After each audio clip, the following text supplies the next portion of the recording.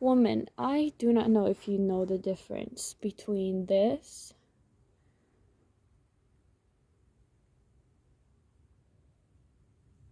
and this.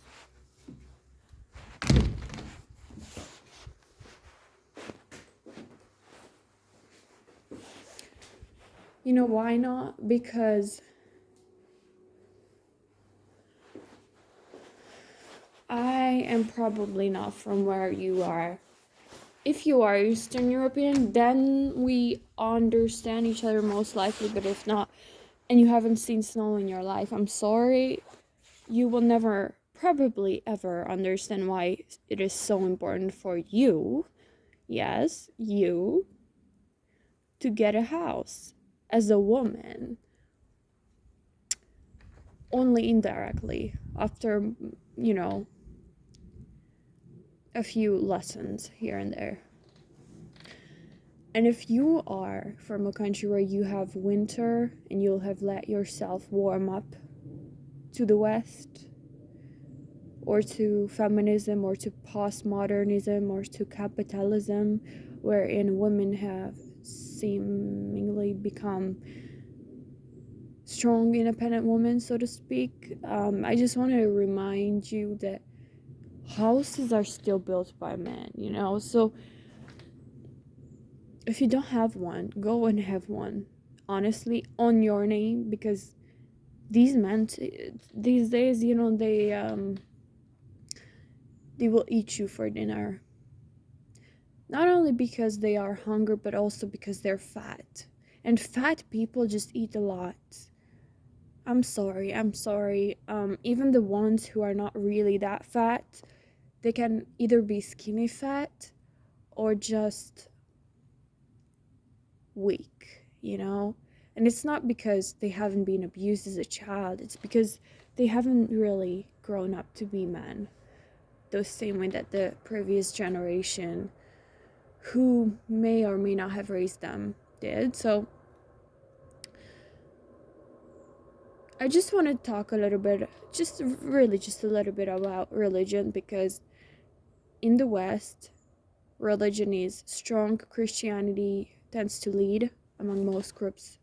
And in the East, on the other hand, there are a lot of different types of religions. Africa is kind of, I learned that it's following trends, so to speak. Foreign religions is very mixed, but it doesn't have its very own original religion, except being from Africa. But that's just an ancient culture, and that's not really written, and that's what makes religion, right?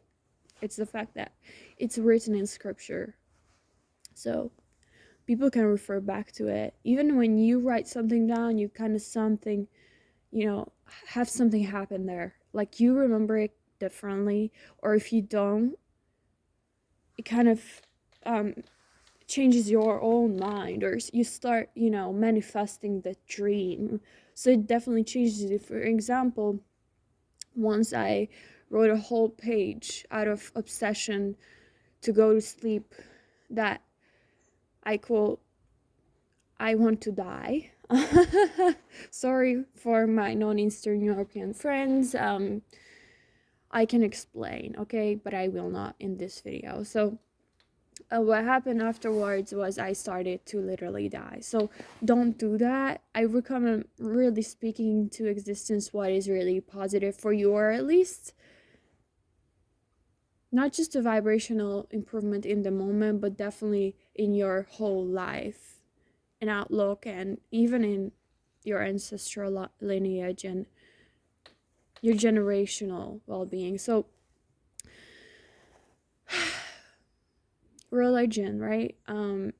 Religion stems from practical advice from the mouths of real people, meaning everything that's been written down has been written down by people who have a heart, who have hearts and brains, and could breathe and think, So it actually contains a lot of common sense, even if things that are not written down also can be based on common sense. and they often really are divine. But um so religion was something that shaped culture to such a degree that people started trusting and relying on institutions wherein they eventually believed everything that the first generation of Christians or Muslims or, any other religion's members thought, because that's what makes a religion, right? It's that you do not know for sure, but you trust the tradition, you trust the word.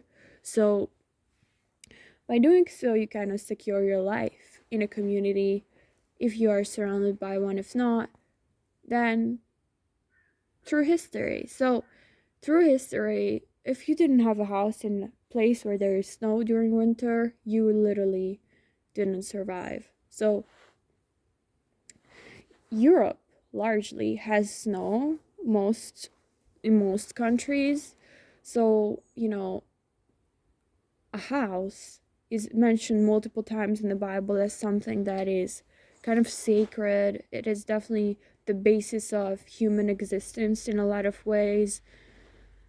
It's definitely not for people with a lifestyle who are still insistent on being hunter-gatherers, although I would love to experience that in the next lifetime.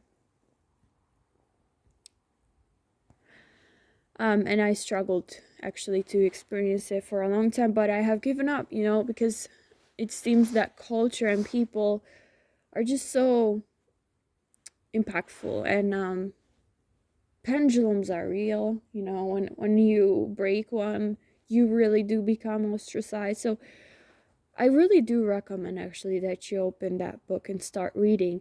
But other than that, just focus on the house. Please focus on your money. Just not even just survival money that you think that you may need, like how can I say 5,000, like ridiculous. Sorry, it is ridiculous. Like 5,000 euros. Imagine that you make a wrong decision, you go to the wrong place, and now you have to have spent all that money in 2 weeks. Like, it is possible. So please do think globally and just accumulate that life saving, because you never really know what the economy will bring. But if you're able to do that, you are lucky. And if you do have a hot shower in this weather, you are lucky. So do appreciate what you have, including me, please. Thank you very much. And start working also. So don't just save work. But I know it's harder when you don't have like such a secure foundation. So, when it comes to houses, you need permits in most of Europe, I would suppose. And you would need those permits to first of all start building. So it's not just that you start saving, you make sure that you do it somewhere. Like, you do have some platform. For example, you do submit yourself to something like a gym membership, a job, something, anything, reading, commit yourself to something, even a woman actually, or children, something that is worth life for you, instead of just revolving around death all the time. So you can get your momentum going, and then just keep going, okay? And if you fail, learn, because you probably will fail. Most of us do. But going back to the house, it's just fascinating to me how useful a house can be. And yet, when families get stuck in the house like they were during COVID, it really can get out that, not all family members have been made for each other, maybe, but maybe not everyone is compatible with everyone. But other than that, if you have your own house, like, imagine that, how grand that is, And plus, imagine that I don't know who you would marry. Maybe you do marry someone with potential. I hope you do, because I have come to realize that potential is all that matters more and more and more you are in the winter. So anyway, if you see someone actually wealthy and they are, sending you all these texts and photos about how wealthy they are, how much they can afford you, and so on and so forth, do not believe them. Believe their actions, and even their actions, believe their potential. Because if you really do love them, you will end up spending time with them eventually anyway, and something will happen. Either you get pregnant and you have a family, or if you don't, you will have a business. Something will happen, or you will travel. But if he does not have potential, because potential is almost unlimited, I do believe in multiple lifetimes, but I keep an open mind, so I am also open to resurrection, and the fact that we never see the light again after we pass. But regardless of the amount of potential that your partner has in this lifetime and beyond, I just want to emphasize that do not underestimate potential. Like, that is important, and the reason for that is the purer your partner, the less seen he's been, and the more seen he will want to be, especially the more you make them seen and feel heard and understood and attuned to, and they will appreciate that and blossom like a tree that grows. And so your finances will grow, hopefully, as well. So do not underestimate your power with your partner, because you can definitely build with them. And if you do, you will have a house eventually. But imagine you divorce them. Imagine something happens to your business. Anything literally could happen, and you do have a house in your name. Like, imagine that power. You do not end up sleeping in your car eating hot dogs. Instead, you get to cozy in your house, watch the snow from indoors, drink a hot tea, maybe fast for a day or two, just be born again, instead of like being exposed to having to find parking spots all over the country and beyond all the time, and finding places to eat, and even food to eat and water to drink, honestly, and finding like a warm place to sleep in, and making sure that your car doesn't run out of fuel or energy, making sure that you sleep warm, making sure that you are clean because you do have water, making sure that all these things, and it's just underemphasized, especially in childhood, because children really do depend on physical shelter, and if they don't have it, they literally are the first to leave this earth, unfortunately. So children tend to take it for granted that they have it all, because they do. But once they grow up, they realize, wait, I'm no longer treated like a child. Like, I'm no longer put on a pedestal because I'm a child. So I have to put it together myself, right? And when you do that, it's like, okay, but look, I need help, especially because I'm a woman. If I'm a woman, if you're a woman, right? But just imagine that you never need help anymore because you do have a house. Just imagine that you have a house in your name. Just imagine. It's not because you have to need someone, it's because you get to.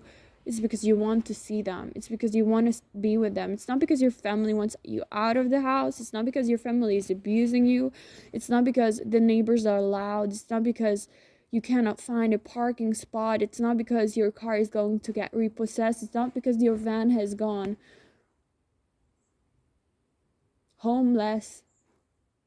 It's because you want to be with that person. And imagine you have a safe haven, so to speak, not just mentally, not just energetically, not just emotionally, but physically. And you can go back to that place even without disposing it.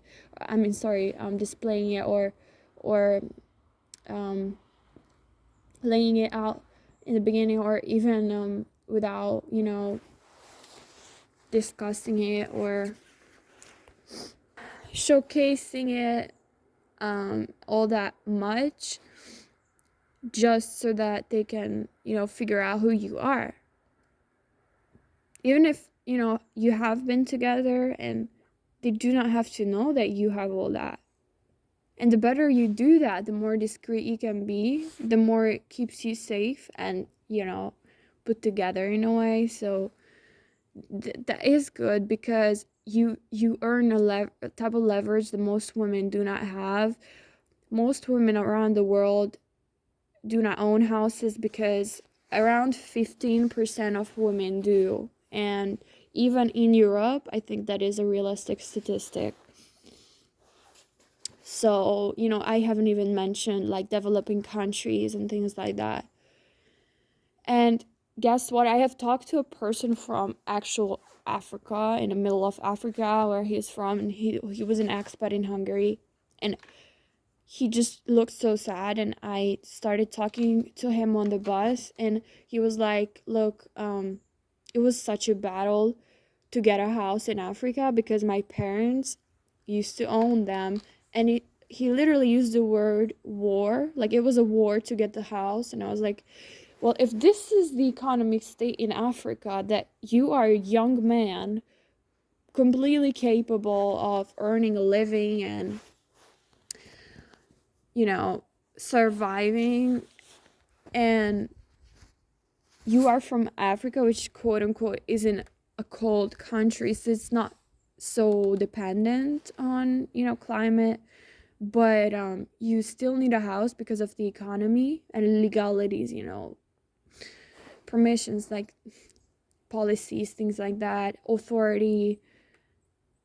But you can get one because of your parents. If you're a woman, don't think that you're starting from so much behind, because honestly, if you do not have that, you already are in such a good position. And anyway, there are perks to womanhood in the economy, so please take leverage of those, and capitalize on your softness as much as possible, because I know what it's like to be a harsh woman, and I didn't choose to be one. I also know what it's like to be a soft woman, and honestly, if I could choose an avatar, so to speak, I would choose the soft woman, but I just wasn't really raised that way. And it's not even because I couldn't have been one. It's not because I wouldn't have benefited from it the most. It's just, I just survived in my family as such. So I was not weak, but I also wasn't allowed to show my, soft side. So it was like a dichotomy, and my power is partly restricted. So I really do hope that some women realized by watching this or listening to this that power is sometimes really, really invisible and potentially is worth, and softness is power, and in fact it can, and it is most of the time more powerful than hardness. And what else? If you're a woman, you literally are the gateway to life. Maybe you cannot build a house. I mean, if you're 16, maybe you can, because you do have extreme potential. But, if you don't like tinker yourself a house at 16 or 18 or 20 or 22 or 24 or 26 or 28, you're still not alone. You're still not so much behind. Like, your health does come first, and honestly, if you have a shelter, it will help also.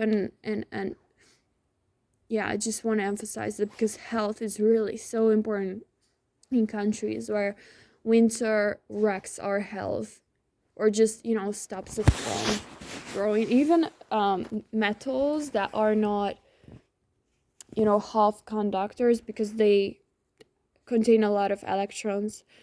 When the weather is colder, the electrons kind of slow down, if I remember correctly. So the same thing happens with us, and a lot of our bodies contain a lot of water. Sorry.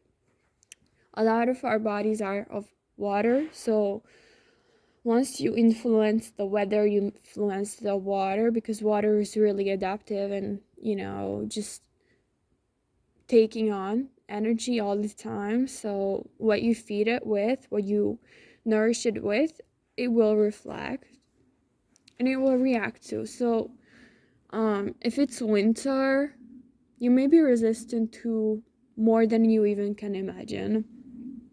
If you are somewhat adapted, but I don't think you can survive in the wild, like in a wilderness, you know what I mean? So